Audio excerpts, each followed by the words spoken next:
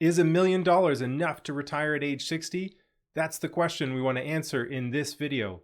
Now, $1 million certainly isn't what it used to be, but is it still enough to retire? And is it enough to retire at age 60? Now, in this video, we're going to look at a case study, a detailed example with a couple who retires at age 60 with $1 million in financial assets.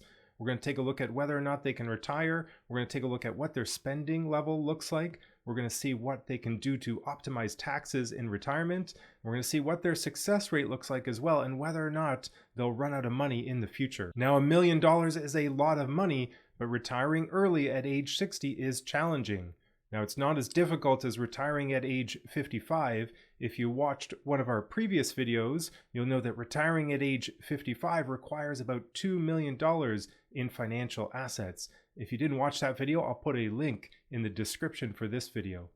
Now, retiring at age 60 is definitely easier than retiring at age 55. If you watched our last video, you'll know that there's 5 reasons in particular that makes retiring at age 60 quite a bit easier than retiring at age 55. But the question we want to answer in this video is $1 million enough to retire at age 60? Now, my name is Owen. I'm an advice-only financial planner, a CFP, and I'm the founder of Advice.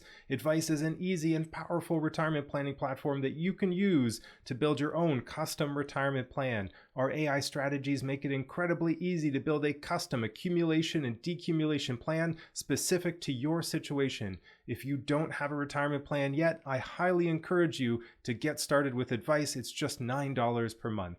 Okay, let's dive into this case study. Let's first familiarize ourselves with who we're working with here. So let's scroll down. We've got Robbie and Mark.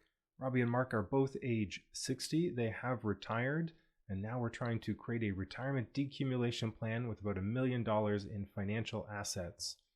Now let's take a look at the high-level details here. We've got financial assets just a hair over $1 million. We've got about $800,000 in registered assets, about $200,000 in their TFSAs, and looks like a little emergency fund here of about $30,000 in non-registered assets. Now, their spending goal is about $65,000 in retirement. That's their core retirement spending goal. But of course, we want to see whether or not we can help them spend more in that early go-go phase of retirement. Now, let's take a look at their retirement income here. So they've got registered assets. They've got CPP of about $18,000 a year. Looks like they're choosing to start at age 60 by default. And then they've got old age security of about $17,000 in total once it gets started. For the most part, they're drawing down on their registered assets, and then they've got CPP and old age security. We can see here the platform's leaving the TFSA for last, which makes sense. But let's take a look at their details down here. So let's jump down to the table. Let's scroll over to the right and just take a look at their financial assets. So we can see here they've got about $400,000 in each account, both of their RSP accounts, and about the same in their $100,000 each, the same for each of them in their TFSAs. Now, if we take a look at their rate of return, so we've got 5.8% return. And if we take a look at their asset allocation and fees, so we've got a 0.25% fee. So this is a low-cost index ETF portfolio, and they've got an 80-20 asset allocation. Now, if you remember from one of our previous videos, one of the things we want to avoid doing in retirement is being a little bit too conservative. So a 60-40 asset allocation may not be the best way to reduce risk in retirement. So in this case, we're choosing an 80-20 asset allocation between equity and fixed income. Okay, let's take a look at how we can optimize this plan. So right now their estate value is 1.7 million, a little bit over 1.7 million. Their success rate is 83%. It's not bad. It's not bad to get started with, but let's see if we can do a little bit better for their plan here. Now we're going to use the AI strategies. We're going to ignore these spending strategies at first. So I'm going to filter on everything but the spending strategies and the survivor scenarios. We can always take a look at those later. Now what these AI strategies are doing is they're automatically exploring retirement decumulation options, accumulation options, and finding the best options for Robbie and Mark here. And in this case, what it's saying is that if Robbie were to delay CPP until age 70, instead of starting at age 60, they could see their success rate jump up to 93% from 83%, and they could see their estate value go up to 1.8 million from about 1.7. So that's already quite a big change to their plan, provides some good longevity protection. So we're going to do that. We're going to enable that strategy. We're going to recalculate the plan here. So now we're up to 1.8 million. Now the AI strategies are going back through and searching again for new and better options. And we can see here we're doing the same thing for Mark, seems to be quite attractive. So let's do that as well. We're going to be up to 1.87 million. We're already adding 170,000 in estate value just by making those two changes. Okay, so now we've got some other options here. Let's take a look at their overall net worth. So we see a little bit faster drawdown because we're delaying CPP until age 70, but now they're getting 36,000 a year. Combined, when we have the two, it looks like we're over $50,000. So now those registered withdrawals are quite a bit lower in late retirement. So that $65,000 ends up being very easy to achieve after age 70, probably why their success rate is so much higher. Now it's suggesting we do an RSP to RIF conversion at age 64, probably because we get the pension income tax credit at age 65. So let's do that. So 1.88 million. We're currently at 1.87, so we're adding $10,000 in estate value just by doing that. Excellent. And now it wants to start old age security a little bit later. Let's explore this. I don't love delaying old age security because usually it requires having a fairly long and healthy retirement to hit break even. But let's take a look to see what it looks like. So this is going to improve estate value by about $7,000. And success rate actually goes down. So this might not be something we want to explore. But let's take a look at it just for fun. And now the platform wants to do the same thing for Mark here as well. From an estate value perspective, that is the best option. But we're only adding about $2,000 here. So let's see what it looks like. But I think we're going to maybe reverse these two because they're probably a little bit less attractive.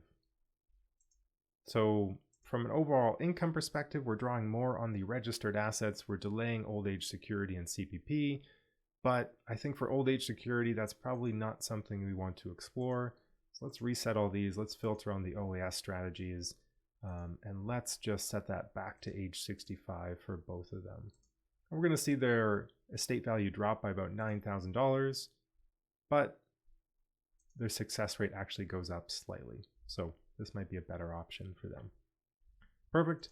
Let's take a look at some other options here. So we're going to ignore that one, but let's take a look at the other ones just to see if there's anything else that we might want to explore within this retirement plan. So we're at 1.88 million in estate value.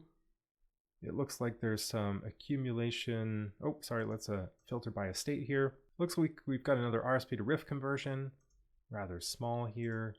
So we're going to do that. And then it looks like we're at the current estate value. So no incremental gains here at all. We basically optimized the plan. So now that we've done that, let's take a look at success rate. We're at 98%. We've got a huge estate value here. We've got a massive TFSA at $800,000, but they're only spending $65,000 a year in retirement, including early retirement. So let's see if we can optimize that a little bit. So we're going to clear all these filters. We're going to filter on the modify retirement spending strategy. And let's take a look at what that looks like. And before we do that, let's take a look at tax here. Actually, this is interesting. So we can see that they're paying a little bit more tax, and then that drops here at age 65. One of the reasons for that is that at age 65, they get the age amount tax credit. So that's a fairly generous tax credit. It's going to be worth over $16,000 for both of them in additional tax credit. So that's going to reduce their taxes in retirement after age 65. So we can see that the retirement tax rate is incredibly low here. If we go down to the table and we scroll to the left, we can see that their marginal tax rate's in the 20% range all the way throughout retirement. So that's extremely nice. That's perfect. And we've got a slightly higher average tax rate until we get that age amount tax credit and the pension income tax credit at age 65, and then that goes down. So I think we've done a pretty darn good job in terms of tax planning for Robbie and Mark here. Now let's take a look at spending. So let's take a look at spending because they're spending $65,000 throughout retirement. That's their core retirement spending. That's a comfortable retirement, but they want to know whether or not they can spend more in early retirement. So what we've done is we've filtered on the spending strategies. We're going to actually rank by lifetime spending now. So I'm going to click this lifetime spending header. And the reason is we want to re-rank by what's the most spending, even if it's not the best from an estate value or success rate perspective. And in particular, we're going to look at these go-go spending options. So here we can see that spending a bit more will reduce their success rate and their estate value.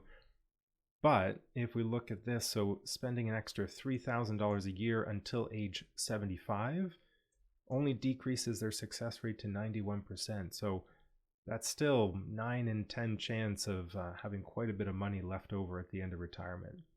So let's push this a little bit further. I think this is pretty attractive, spending another $12,000 a year until age 75.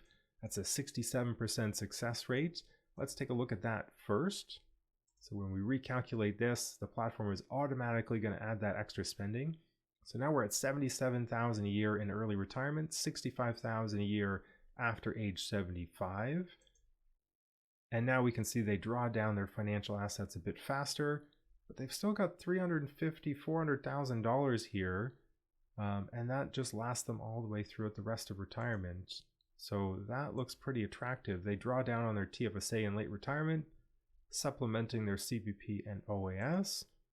Success rate 67%. So in about a third of these historical periods, we couldn't spend this extra $12,000, but it does seem like it's fairly feasible that they would spend more 2/3 of the time. Now let's see if we can push it even further. So let's say we want to be more aggressive. Half the time, it looks like we could spend an extra $18,000 a year in early retirement. So rather than 12, let's add 18. Here we're running out of money quite a bit sooner in those worst case scenarios. So this isn't possible all the time, but half the time we can spend $83,000 in early retirement, $65,000 in mid-late retirement. We're going to draw a lot from their registered assets, and that at about age 72, we're going to switch to the TFSA, and then their tax rate's extremely low. So this also looks fairly attractive. This is probably the limit of the plan here, but you know what? They still have almost $1 million in home equity to fall back on. So I would say if Robbie and Mark really want to optimize and get the most out of their retirement plan, it seems like spending $83,000 a year in early retirement is quite feasible. So they've got base retirement spending of $65,000, but early retirement spending until 75 of $83,000. That's quite attractive. So they've got $1 million.